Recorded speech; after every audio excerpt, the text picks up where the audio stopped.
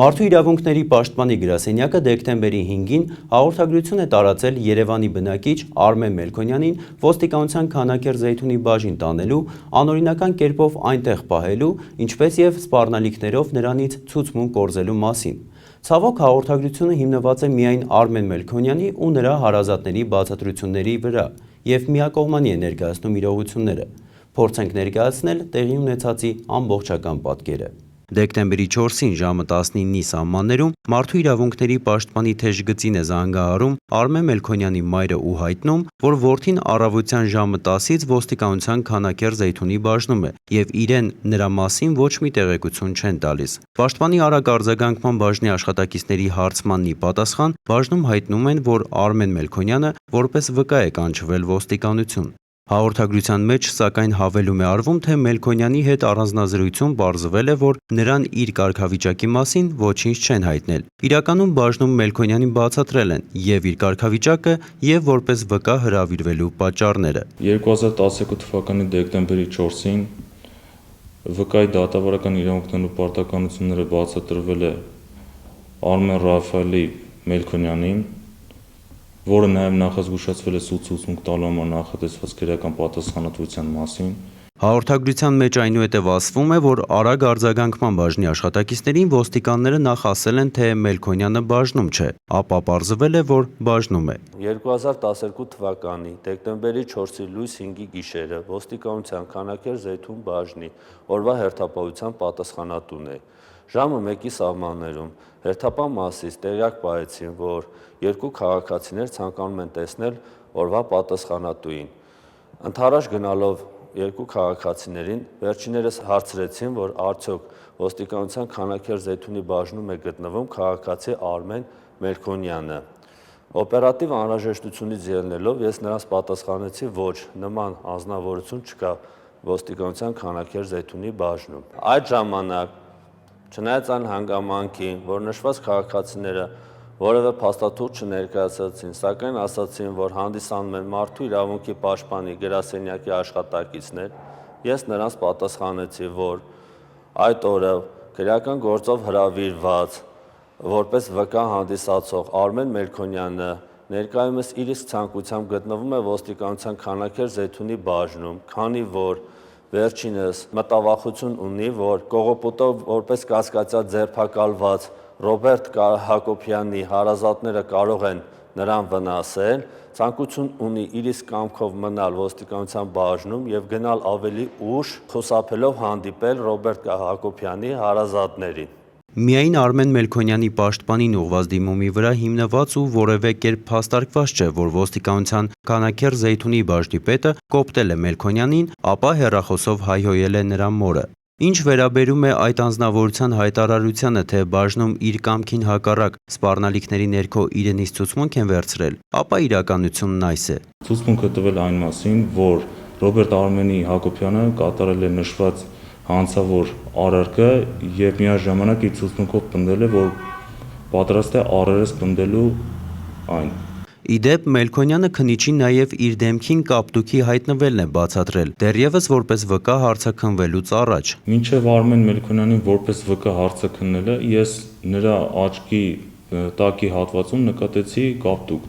և ես անձամբ հարցրեցի, թե որտեղից է առաջացել նշված կապտուկը և նա պատասխանեց, որ վայր է ընկել։ Բացենք նաև այդ օրվա վերջին դրվագը, երբ ըստ հաղորդագրության ժամը 2-ի սահմաններում արագ արձագանքման բաժնի աշխատակիցները հոգեկան ճնշված վիճակում գտնվող Արմեն Մելքոնյանին նրա մորն ու քրոջը տուն են ուղեկցել։ Իսկ ինչու էին հոգեպես ճնշված այս մարդիկ, երբ օրենքով նախատեսված ընթացակարգը, ինչպես տեսանք, պահպանվել էր։ Պարզվում է, ահա թե ինչու։ 2011 թվականի հունիսին Ուլնեցու ու Սևակի փողոցների խաչմերուկում թիվ 127 միջնակարգ դպրոցի մոտ կողոպտել էին Արմեն Մելքոնյանի վաղեմի ընկերուհուն։ Անհայտ անձը հափշտակել էր նրա պարանոցի ոսկեշղթան ու դիմել փախուստի։ Պարզվում է սակայն, որ այդ անհայտ անձը այնքան էլ անհայտ չէր թե Արմեն Մելքոնյանին, թե տուժողին։ Ես Արմենի հետ ծանոթացել եմ տաքսի ծառայությունում, որտեղ աշխատել ենք իրար հետ, ու հետագայում ընկերություն ենք արել։ Հունիս ամսին կոնկրետ օրը չեմ հիշում։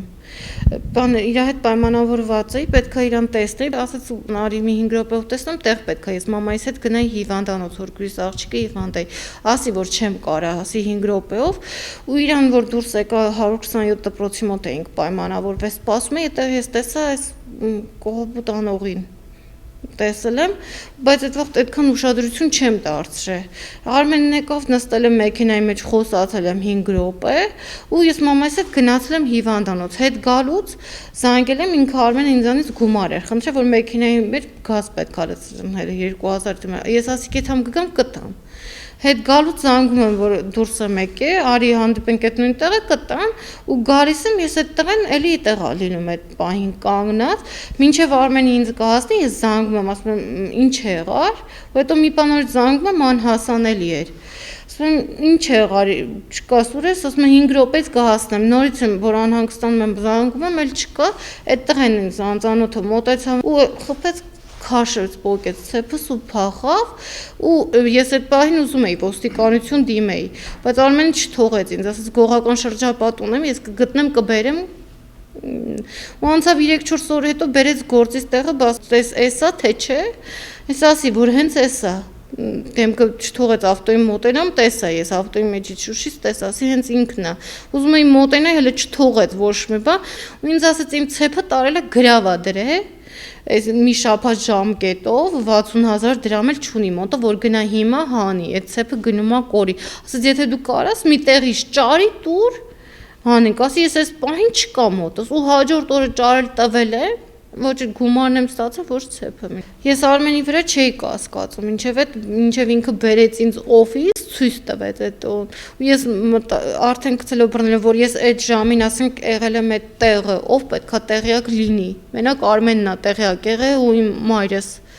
որտից իմացավ ու ես դրա համար կասկածել եմ կամ որտեղից գտավ բերեց։ Դեկտեմբերի 4-ին ոստիկանության Քանաքեռ Զեյթունի բաժնում Արմեն Մելքոնյանն, ինչպես ասացինք, ցուցմունք է տվել, որ դեպքի օրը ընկերուհուն ինքն է հեռախոսազանգով հրավիրել դպրոցի մոտ, որտեղ էլ կողոպուտը կատարվել է։ Ռոբերտ Հակոբյանը դեկտեմբերի 4-ին բերման է ենթարկվել բաժին, ձերբակալվել ու ճանաչման ներկայացվելով դուժողի կողմից ճանաչվել որպես իրեն կողոպտող։ Իդեպ ոստիկանության բաժնում Արմեն Մելքոնյանը հայտնել է, թե հաշվի առնելով, որ իր ընկեր Ռոբերտ Հակոբյանը հանցագործ ապրելակերպ ունի, վախենում է, որ նրա ընկերները կարող են հաշվեհարդար տեսնել։ Խնդրել է հնարավորինս երկար մնալ բաժնում, մինչ հարազատները կպարզեն, թե թաղամասում ինչ է կատարվում։ Ավելին, նա նույնը ասել է նաև մարդու իրավունքների պաշտպանին եւ նրան ուղեկցող մորն ու քրոջը, ապա մոր պնդումով գնացել է տուն։ Ահա թե որտեղից է հոգեպես ճնշվածությունը, իսկ գուցե արարքի առնվազն բարոյական բեռից, գուցե։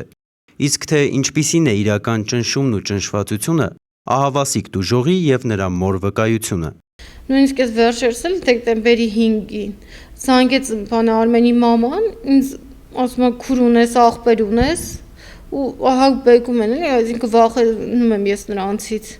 արդեն։ Ու մի հատ էլ զանգել է Ռուբոյի կողմից, որ մարդ ուզում էր խոսալ, ես հեռախոսը սանջատել եմ։ Այսօր գորը զանգում են անընդհատ մեր տունը հարցնում են,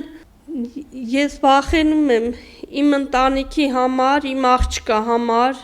հիվանդամուսնուս, հանկարծ գան մեր տանը մեզ խփեն, մի բան անեն։ Քննիչը պաշտպանության միջոցներ կիրառելու որոշում է կայացրել ապահովելու դուժողի անձնական անվտանգությունը։ Ահա եւ կատարվածի պատկերն ամբողջացավ, իսկ մենք մարդու իրավունքների պաշտպանի գրասենյակի հարգելի գործընկերներին խնդրում ենք հայտարարություններ հրապարակելիս շտապողականություն չդրսևորել։ Մարդու իրավունքների պաշտպանի գրասենյակը ծանրակշիռ կառույց է, նրա ցանկացած հաղորդագրություն հասարակական կարծիք է ձևավորում եւ այս պարագայում պետք է զերծ մնալ վրիպումներից, բացառել իրողությունները թերի կամ միակողմանի գնահատելու ցանկացած հնարավորություն։